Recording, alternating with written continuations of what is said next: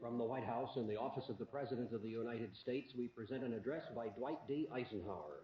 This is the farewell address for President Eisenhower, whose 8 years as chief executive come to an end at noon Friday.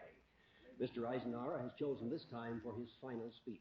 Ladies and gentlemen, the President of the United States. Good evening, my fellow Americans. First, I should like to express my gratitude to the radio and television networks for the opportunities they have given me over the years to bring reports and messages to our nation. My special thanks go to them for the opportunity of addressing you this evening. 3 days from now, after half a century in the service of our country, I shall lay down the responsibilities of office as, in traditional and solemn ceremony, the authority of the presidency is vested in my successor. This evening, I come to you with a message of leave-taking and farewell, and to share a few final thoughts with you, my countrymen. Like every other citizen, I wish the new president and all who will labor with him Godspeed. I pray that the coming years will be blessed with peace and prosperity for all. Our people expect their president and the Congress to find essential agreement on issues of great moment, the wise resolution of which will better shape the future of the nation. My own relations with the Congress, which began on a remote and tenuous basis when, long ago, a member of the Senate appointed me to West Point, have since ranged to the intimate during the war and immediate post-war period, and finally to the mutually interdependent during these past 8 years. In this final relationship, the Congress and the administration have, on most vital issues, cooperated well to serve the nation good rather than mere partisanship, and so have assured that the business of the nation should go forward. So my official relationship with the Congress ends in a feeling, on my part, of gratitude that we have been able to do so much together. We now stand 10 years past the midpoint of a century that has witnessed 4 major wars among great nations. 3 of these involved our own country. Despite these holocausts, America is today the strongest, the most influential, and most productive nation in the world. Understandably proud of this preeminence, we yet realize that America's leadership and prestige depend not merely upon our unmatched material progress, riches, and military strength, but on how we use our power in the interest of world peace and human betterment. Throughout America's adventure in free government, our basic purposes have been to keep the peace, to foster progress in human achievement, and to enhance liberty, dignity, and integrity among peoples and among nations.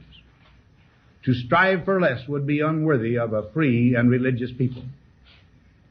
Any failure traceable to arrogance or our lack of comprehension or readiness to sacrifice would inflict upon us grievous hurt, both at home and abroad. Progress toward these noble goals is persistently threatened by the conflict now engulfing the world. It commands our whole attention, absorbs our very beings. We face a hostile ideology, global in scope, atheistic in character, ruthless in purpose, and insidious in method. Unhappily, the danger it poses promises to be of indefinite duration. To meet it successfully, there is call for not so much the emotional and transitory sacrifices of crisis, but rather those which enable us to carry forward steadily, surely, and without complaint, the burdens of a prolonged and complex struggle with liberty, the stake. Only thus shall we remain, despite every provocation, on our charted course toward permanent peace and human betterment. Crises there will continue to be. In meeting them, whether foreign or domestic, great or small, there is a recurring temptation to feel that some spectacular and costly action could become the miraculous solution to all current difficulties. A huge increase in newer elements of our defenses, development of unrealistic programs to cure every ill in agriculture, a dramatic expansion in basic and applied research.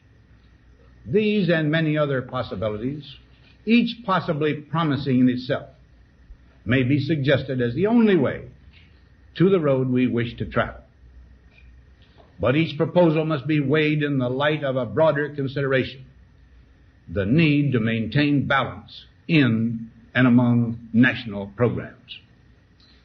Balance between the private and the public economy. Balance between the cost and hoped for advantages. Balance between the clearly necessary and the comfortably desirable. Balance between our essential requirements as a nation and the duties imposed by the nation upon the individual. Balance between actions of the moment and the national welfare of the future. Good judgment seeks balance in progress.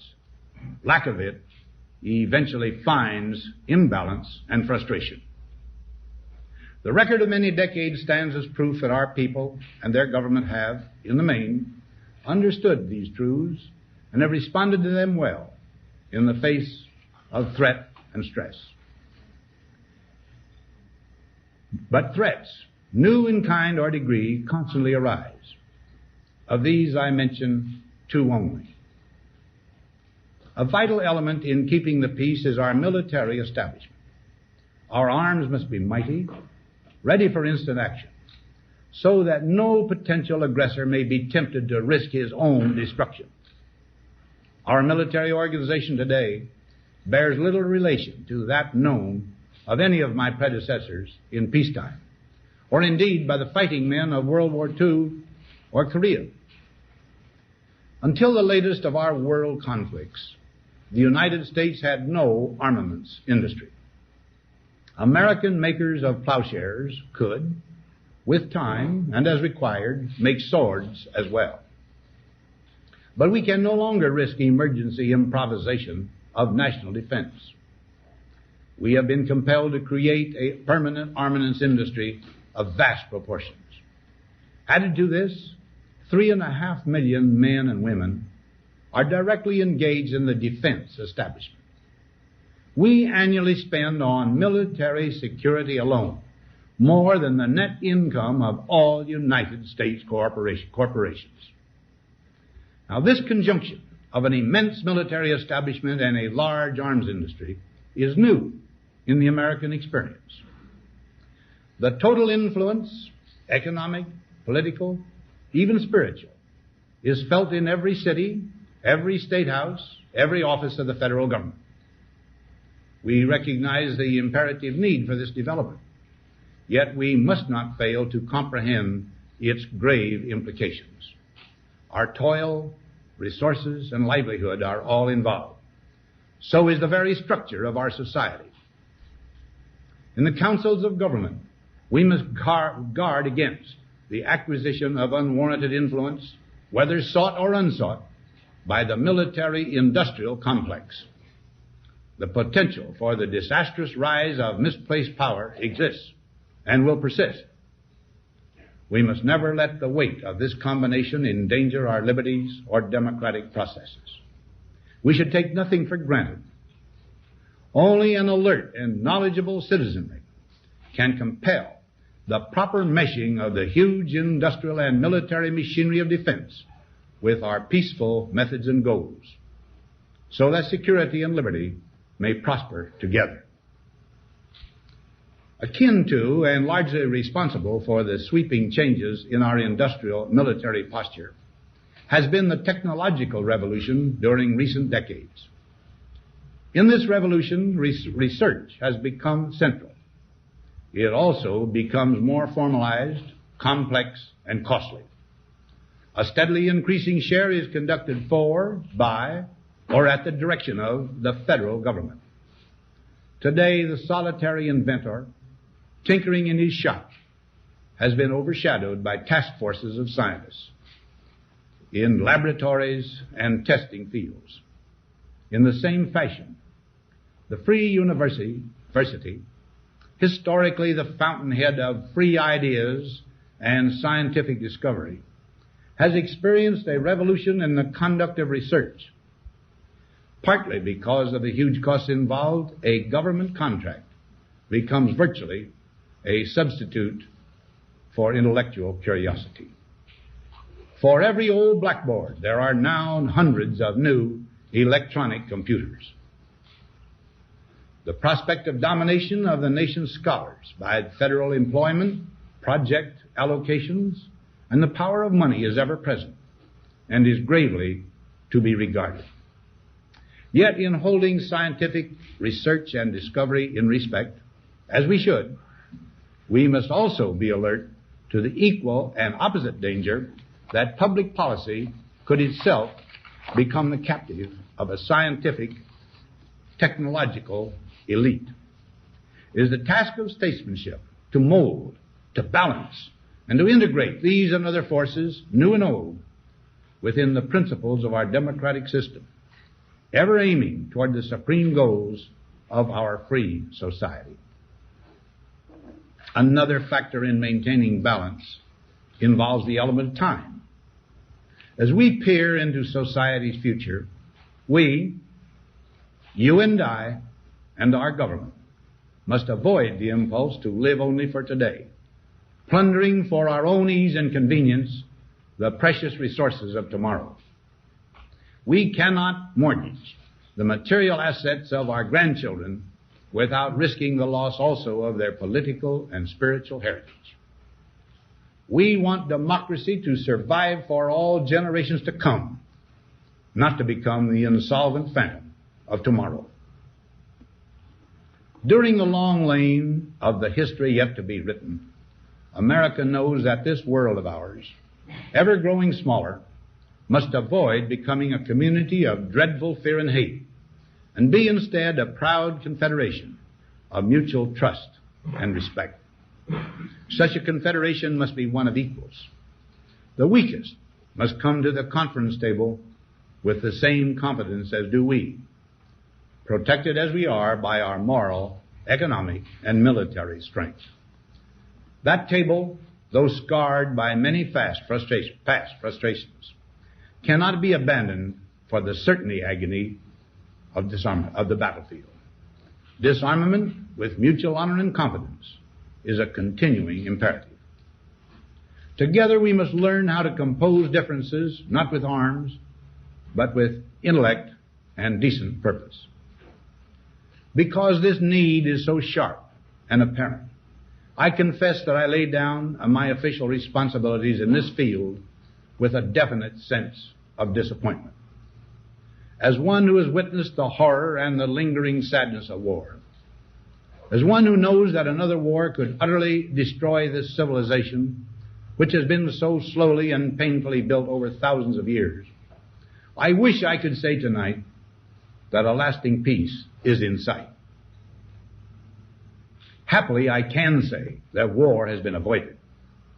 Steady progress toward our ultimate goal has been made, but so much remains to be done. As a private citizen, I shall never cease to do what little I can to help the world advance along that road. So in this, my last good night to you as your president, I thank you for the many opportunities you have given me for public service in war and in peace. I trust in that service, you find some things worthy. As for the rest of it, I know you will find ways to improve performance in the future. You and I, my fellow citizens, need to be strong in our faith that all nations under God will reach the goal of peace with justice. May we be ever unswerving in devotion to principle, confident but humble with power, diligent in pursuit of the nation's great goals. To all the peoples of the world, I once more give expression to America's prayerful and continuing aspiration. We pray that peoples of all faiths, all races, all nations may have their great human needs satisfied that those now denied opportunity shall come to enjoy it to the full, that all who yearn for freedom may experience its spiritual blessings. Those who have freedom will understand also its heavy responsibility, that all who are insensitive to the needs of others will learn charity, and that the scourges of poverty, disease, and ignorance will be made disappear from the earth, and that in the goodness of time all peoples will come to live together in a peace guaranteed by the binding force of mutual respect and love. Now, on Friday noon, I am to become a private citizen. I am proud to do so. I look forward to it. Thank you, and good night.